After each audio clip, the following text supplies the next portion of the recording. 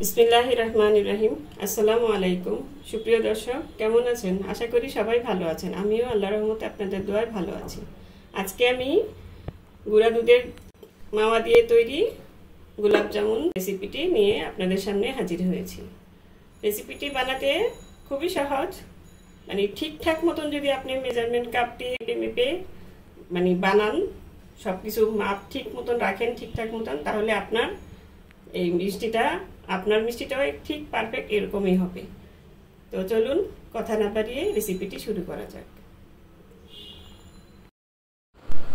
এখন আমি মাওয়া দিয়ে গোলাপ জামুন তৈরি করার জন্য প্রথমে আমি মাওয়াটা তৈরি করে নিব।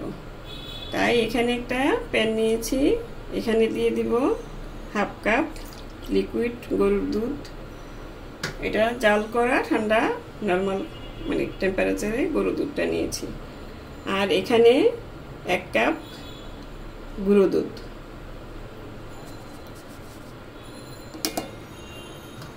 আর দিয়ে দিব 1 টেবিল চামচ চিনি, আর দিতে হবে এখানে 1.5 টেবিল চামচ গলানো ঘি।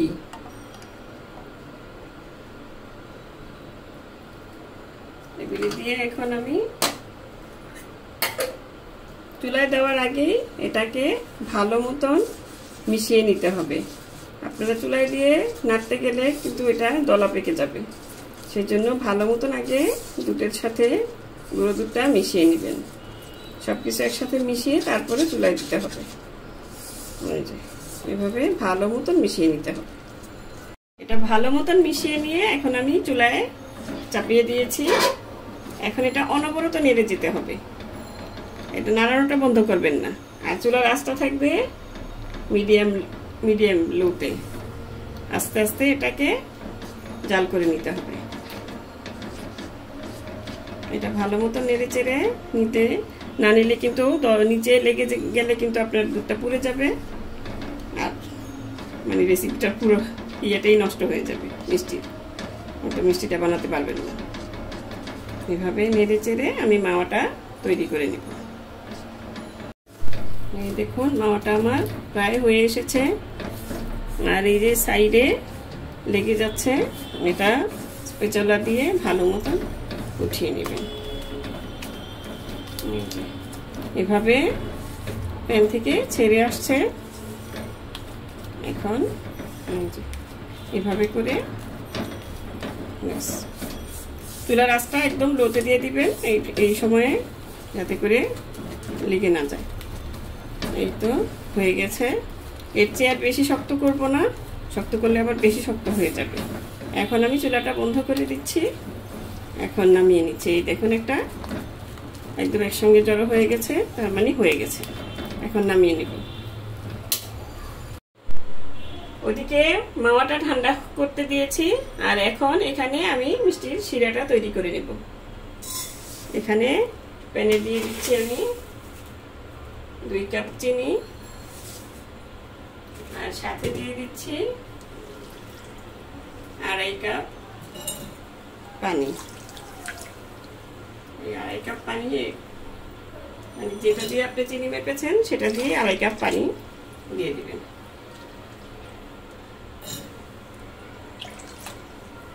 এখন আমি চুলাটা ধরিয়ে দিব। ধরিয়ে দিয়ে এটাকে শিরাটাকে নেড়ে চেড়ে ভালো মতন মিশিয়ে নিতে হবে। চিনিটাকে মিশিয়ে নিয়ে তারপর জাস্ট একটা বলক আনিয়ে তারপর এটা মানে চুলাটা বন্ধ করে আমি এটা নামিয়ে রেখে দিব।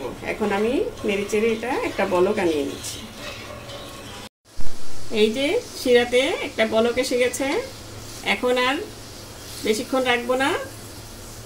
এই দেখুন বলকটা এসে গেলেই আপনি চুলাটা অফ করে দিয়ে তারপর মিষ্টি শিরাটাকে ঢেকে রেখে দিতে হবে, কারণ চিনিটা গলে গেছে আগেই। এখন জাস্ট বলকটা এই যে দেখুন ফুটতেছে, এরকমভাবে বলকটা আসলেই চুলাটা এখন অফ করে দিব। অফ করে দিয়ে এটা ঢেকে রেখে দিয়ে মিষ্টি বানাতে চলে যাবে। মাওয়াটা আমার ঠান্ডা হয়ে গেছে, এখন আমি মিষ্টিটা বানিয়ে নিব। এখন মাওয়াটাকে কিছুক্ষণ একটু ডলে নিব, এভাবে একটু ডলে নেবেন।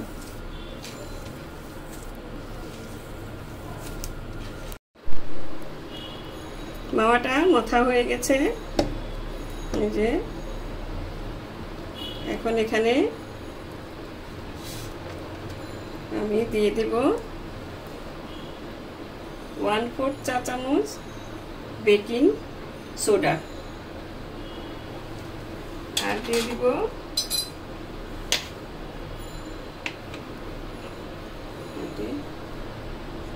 1 চিমটি বেকিং পাউডার।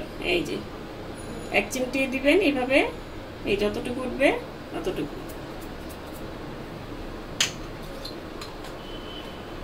দিয়ে, তারপরে এখানে 1 চা চামচ পানি দিয়ে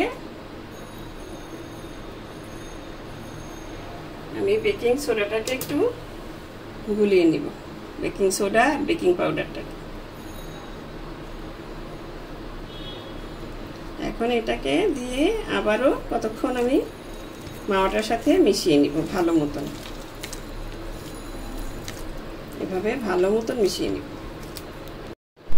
এই যে মাওয়াটার সাথে বেকিং সোডা আর বেকিং পাউডারটা আমি ভালো মতন এভাবে মথে নিয়েছি। এখন এখানে দিয়ে দিতে হবে 1 চিমটি এলাচ পাউডার। এলাচ পাউডারটা অনেকেই আপনার শিরার মধ্যে দেয়, ওভাবে শিরার মধ্যে না দিয়ে মিষ্টির মধ্যে খামিরটার মধ্যে দিলে সুন্দর হয়। এখানে আছে 2 টেবিল চামচ মানে ময়দা। এখন ময়দা আর এলাচ পাউডারটার সাথে ভালো মতো মাখিয়ে নিতে হবে।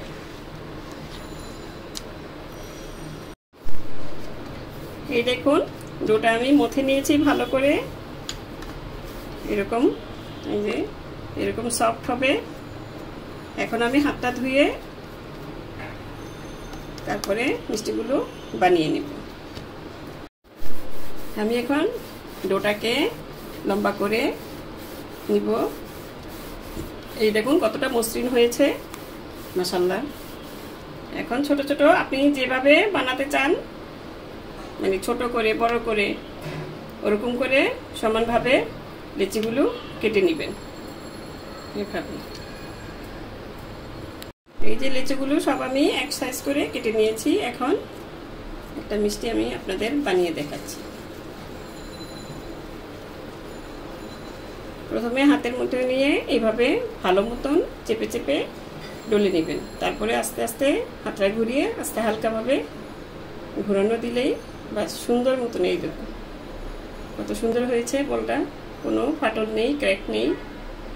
এই যে এভাবে সবগুলো আমি বানিয়ে নিচ্ছি। মিষ্টিগুলো সব আমি বানিয়ে নিয়েছি, এই দেখুন একদম ফাটল ছাড়া সুন্দর স্মুথ হয়েছে। এখন আমি চুলায় চলে যাব। এখন চুলার আঁচটা মিডিয়াম লোতে রেখেছি। এখন আমি একটা বল দিয়ে দেখব তেলটা কিরকম গরম হয়েছে।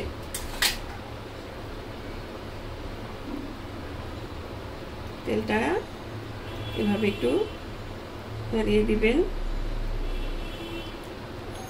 এই যে তেলটা যখন মানে এরকম গরম হতে হবে, আমি দেখিয়ে দিচ্ছি আপনাদের।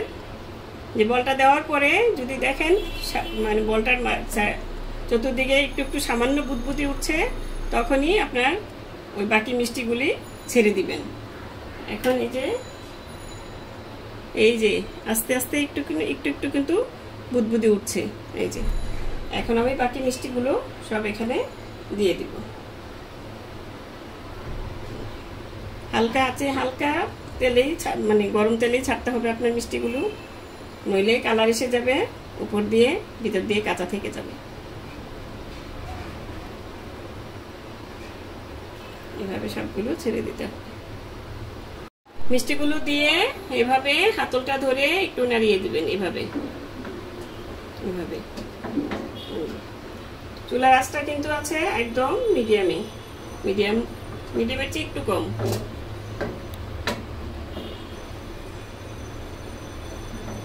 কিংবা এভাবেও একটু নেড়ে দিতে পারেন, হালকা হালকা আছে, হালকা হাতে, সরি হালকা হাতে।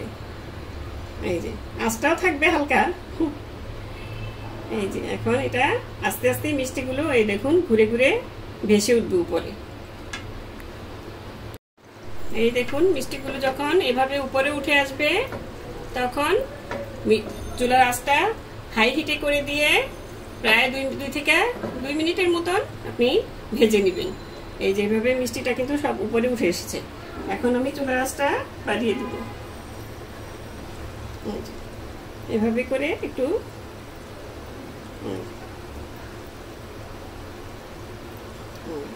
এভাবে যদি না দেন তাহলে অল্প আঁচে মিষ্টিটা ভাজতে গেলে মানে অনেকক্ষণ হাই হিটে না দিয়ে 2 মিনিট যদি না ভাজেন তাহলে এটার হবে কি আপনার মিষ্টিটা ফেটে যেতে পারে। এই জন্য হাই হিটে দিয়ে 2 মিনিটের মতন ভেজে নিতে হবে। এই যেভাবে এখন প্রায় 2 মিনিটের মতন হয়ে গেছে। আমি এখন চুলার আঁচটা আবার মিডিয়াম লোতে করে দিব, দিয়ে প্রায় 20 মিনিটের মতন মিষ্টিগুলো ভেজে নিব। 15 থেকে 16-17 মিনিট ভাজলেও হবে। চুলার আঁচ অনেক সময় অনেকের একটু বাড়ানো থাকে, কমানো থাকে, সেটা বুঝে আপনারা কাঙ্ক্ষিত কালার আসা পর্যন্ত ভেজে নেবেন ভালো মতো। আর এভাবে এভাবে ঘুরিয়ে ঘুরিয়ে দিবেন, নইলে মিষ্টিগুলি একদিকে হবে আরেক দিকে হবে না। এই যে এভাবে এভাবে নেড়ে চেড়ে দিতে হবে অনবরত। এই যে এভাবে ঘুরিয়ে ঘুরিয়ে আরো 15 মিনিট ভেজে নিব। এই যে মিষ্টিটা দেখুন কালারটা এসে গেছে, এখন প্রায় হয়ে এসেছে আমার, প্রায় 15-16 মিনিট হয়ে গেছে। এখন আমি এই মিষ্টিটাকে নামিয়ে নিব, কারণ এর চেয়ে বেশি কালার হয়ে গেলে আবার কালো জাম হয়ে যাবে। এভাবে মিষ্টিটা মিডিয়াম আঁচে ভেজে নিলাম, আপনারাও এভাবে ভেজে নেবেন। আর আমার রেসিপিটা যদি ভালো লাগে প্লিজ আমার চ্যানেলটি সাবস্ক্রাইব করে নিয়মিত চ্যানেলটির পাশেই থাকবেন। এরকম মজার মজার রান্না যাতে আপনাদের সামনে নিয়ে হাজির হতে পারি। বেশি বেশি করে লাইক, কমেন্ট, শেয়ার করবেন। সম্ভব হলে ফ্রেন্ড অ্যান্ড ফ্যামিলির সাথে শেয়ার করে দিবেন। যত বেশি পারেন বেশি বেশি করে শেয়ার করে দিবেন। এখন আমি মিষ্টিটা নামিয়ে নিচ্ছি। আমার প্রায় 16-17 মিনিটের মতো লাগলো, আপনাদের আরও কম বেশি লাগতেও পারে, কারণ চুলার আঁচের বলা যায় না চুলার আঁচটা কার কীরকম থাকে। অনেক সময় কোনো চুলার আঁচ বেশি থাকে, কোনোটার আঁচ কম থাকে। এখন আমি এগুলি উঠিয়ে নিচ্ছি।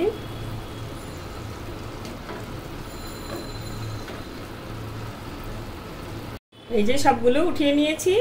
এখন আর দেরি করবেন না, সাথে সাথে শিরাটা যে করে রেখেছিলাম শিরাটার মধ্যে এখন মিষ্টিগুলো আমি ছেড়ে দিব।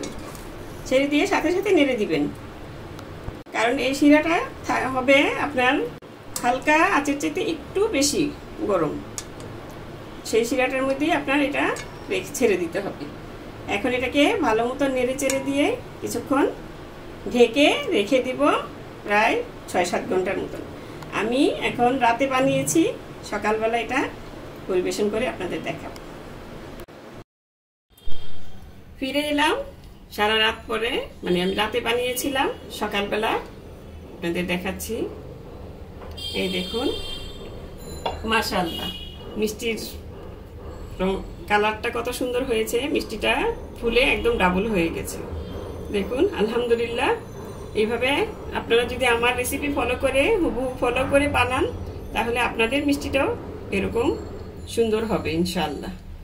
এখন আমি আপনাদের পরিবেশন করে দেখাচ্ছি।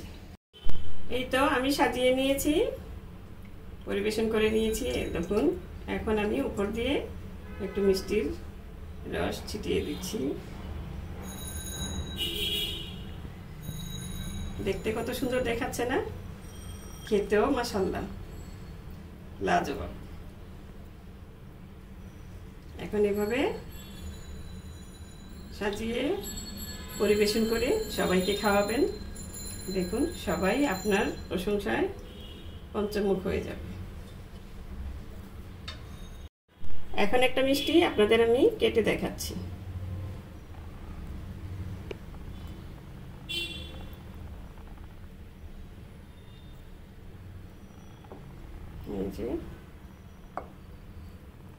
এই দেখুন মিষ্টিটা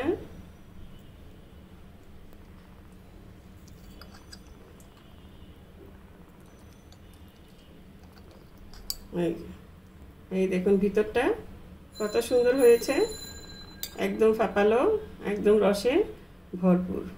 এই যে এই দেখুন, এই যে কত সুন্দর হয়েছে। আশা করি আপনারাও বাসায় বানিয়ে খাবেন, আপনাদেরও ভালো লাগবে। তো দর্শক, আজ এই পর্যন্তই। প্লিজ রেসিপিটি যদি ভালো লাগে বেশি বেশি করে লাইক, কমেন্ট, শেয়ার করুন, আর চ্যানেলটি সাবস্ক্রাইব করে নিয়মিত চ্যানেলটির পাশেই থাকবেন। সুস্থ থাকবেন, ঘরে তৈরি খাবার খাবেন। আল্লাহ হাফেজ।